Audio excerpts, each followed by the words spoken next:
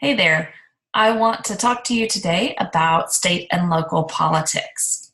So let's begin with my PowerPoint.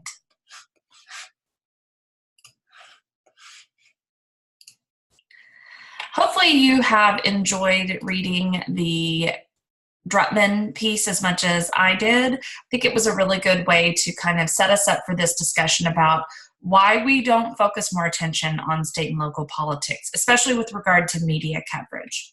So I wanted to start by talking a little bit more about what the media coverage that does exist on state and local politics, what does that look like? This tends to be focused on what we would call retail politics or direct voter contact. That refers to the importance of actually reaching out to individual customers or consumers or voters and trying to tailor a message to them that gives them what they want, right? So the more local the race, the more retail we can expect that media contact to be. Local elections, because of this, do tend to feature more advertisements outside of television. Television advertisements have to be broad in appeal and really need to reach as many voters as possible. But with a state and local election, you can start to tailor and hone in and refine that message. So we see things like outdoor advertising, right? Billboards, yard signs. You might see bumper stickers. Sometimes you see advertisements on LED boards, right? But outdoor advertisement is a huge part of state and local election. And a lot of this is actually just to raise name awareness. So because we don't tend to focus as much of our attention in terms of local or news coverage and what we talk about in our daily interactions, we don't focus as much of that on our state and local politicians. Sometimes we don't know who these people are. We don't know their names. And so these outdoor advertisements really work to serve a name recognition function. In addition to that, there is a lot of direct mail that will occur. Now you get these flyers in your mailbox and it shows the politician, hey, it's so-and-so and I'm looking for your vote on election day. And again, this is just another way to put a name and a face together. You'll notice that really you don't receive those for national elections. They tend to be just state and local elections. And that's because, again, there needs to be work done to tailor that messaging specifically to the individuals in the voter or in that politician's district. We also do see some use of digital media. Now, this is not exclusive to state and local politics, but it can be a way to boost the visibility of political candidates. And then last, there are radio advertisements. So yes, some of us do still listen to the radio. That's not Pandora or Spotify or, whatever the other cool ones are. There is still radio, local radio stations, right? 106.9, 104.5, 97.1, and then my own personal favorite, 89.5. And so occasionally you will hear advertisements for candidates on those radio stations. But of course, the biggest form of political campaign strategies, or really just any kind of political strategy, involves direct contact.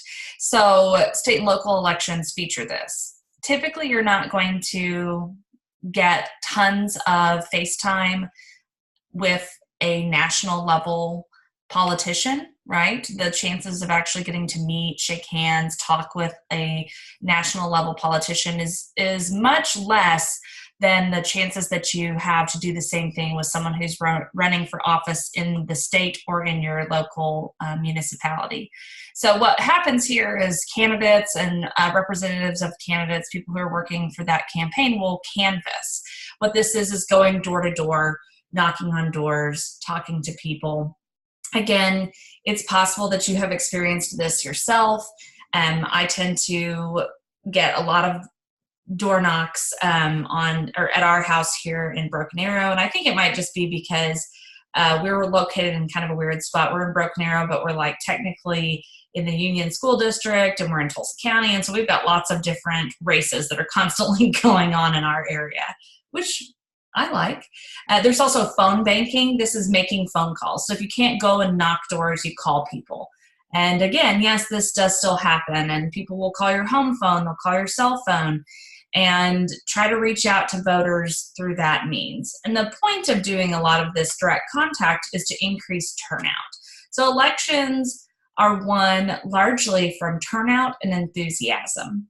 It's not always that candidates are elected or supported because they're widely popular or because the majority of people like them, but it's more just about engaging the supporters of a particular candidate, engaging that base and getting them to actually make sure that they come to vote, which also leads to this next component of direct contact, which is get out the vote, right? This is making sure that you have different kinds of mechanisms in place to encourage people to vote and then actually make it happen on election day. Driving people, sending reminders, sending notifications for where their polling locations are. Those things can come from email, mail, text messages, you name it, right? So this direct contact really is vital to state and local elections, but it's expensive. It is hard. It costs money and it costs manpower. And I think that is probably why we don't have as much attention focused on it as we do some of our other larger political strategies and political messaging that occurs at like a national level, because those campaigns just have a lot more money and they can flood the messaging and the strategies out elsewhere. And then, of course, the news coverage tends to focus on those. So we have a lot of our attention is directed towards national campaigns. But again, this direct contact is vital for state and local elections. It makes voters more committed to the candidate, right, and engaged in the campaign. If you get to talk to someone, if you get to actually meet them, you're going to feel a stronger bond to them and a higher level of you're going to have a higher level of liking them. I can't think of the right phrase here, but you're going to like them more. So it's going to make you more engaged to that campaign. Additionally, direct contact is a form of interaction. Now, I can go on Twitter and I can see what the president is saying, and I can tweet back at him, but it's not really the kind of interaction where I expect a response. It more is stimulating conversation perhaps for my followers and friends or other people who want to talk about it. Direct contact, that is a conversation. You can tell someone what you think, what you like, what you don't like, and they can hear that and then maybe, explain their reasoning and rationale. So again, this generates interest in the candidate, in the politician, in the campaign. Direct contact also does a lot to humanize politicians. And one of the things that I still find myself kind of surprised by is how much we think poorly of politicians. But effectively, they're people. They are people like we are. And so that direct contact helps you understand that and see that better. And then, of course, direct contact does lead to a more likely it communicates a stronger persuasive message. So if you actually meet someone, it's more likely that you're going to support them and then end up voting for them or supporting their policies while they're serving office. A couple of notes on the get out the vote strategies, which I alluded to earlier, but I wanted to come back and talk about this a little bit more. With get out the vote, a lot of this will stem not only on election day and making sure that people have a plan and a ride and all that, but also it focuses on early voting. So the idea here is that if you can get as many early votes tabulated and counted and, voted before the election day actually happens, that's good, because some people may forget on election day, or they may get busy, or they may change their mind. And so that early voting does tend to be an emphasis of get out the vote campaign, since it's better to get those people who are maybe on the fence to the polls early. Election day get out the vote campaigns do focus a lot on calling people. Hey, did you go vote yet? Driving them. Do you need a ride? I can come and pick you up. And then, of course, texting them. And so you'll see a lot of this on the NSU campus in Tahlequah. I'm not sure if we do as much in Broken Arrow or Muskogee, but there's a push to make sure that students and faculty and staff have the ability to actually just physically make it to the polls on election day. A lot of times, Get Out the Vote campaigns will ask you to make a pledge. Hey, can you sign this card, or will you sign this online petition to say that you're going to make sure you vote on election day? And the point here is very simple. It's just to ask you to commit to something, because we don't like to go back on our word. We don't really like to see ourselves as liars. And so if we say we're going to, yeah, I'll go vote on election day, it makes you more likely to actually do that on election day. And then last but not least is the social media pressure. Share, like, retweet, post on Instagram, use the Snapchat filter, whatever, right? But there's a huge influx of social media posts and discussion that also pressure and remind people to vote on election day. So I have a couple of questions to leave us with that I want you to think about, and this might help you as you're diving into the topics for this week.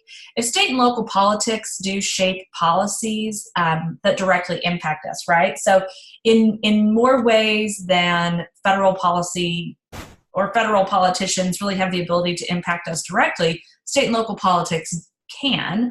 Why do we focus so much on national politics then? I think it does have something to do with media coverage. But I also think, a lot of people, maybe in your interpersonal discussions and interpersonal conversations, still want to talk about national politicians and national politics. So why is that? Why do we focus on the national when state and local might serve us better? My next discussion question for you to think about is, how can we utilize our digital media landscape to turn that attention back to state and local politics? Is it that we are underutilizing? Are we not connecting? Do we have a clear understanding and picture of who our audience is, who the citizens and voters in your state and localities are? How can we utilize digital media better to get people to turn their attention? And then, of course, does this just mean that really we're only going to have our attention focused on state and local politics when large-scale events occur?